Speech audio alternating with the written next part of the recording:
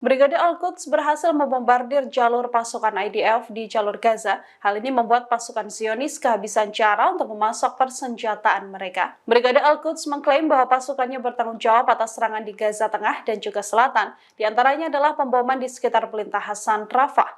Kemudian serangan di sepanjang Netzarim. Dari serangan tersebut, Brigade Al-Quds menyasar mortir, peluru anti-tank hingga senapan mesin. Sebelumnya, tentara Israel mengakui bahwa mereka kekurangan tank dan amunisi di tengah serangan di jalur Gaza. Dalam surat pengajuannya ke Mahkamah Agung Israel, pihak militer mengatakan banyak tank yang rusak selama agresi ke Gaza dan amunisi yang juga sangat terbatas. Tak hanya itu, pasukan Israel juga mengakui bahwa mereka kekurangan tentara hingga tak punya banyak power untuk bertarung di jalur Gaza.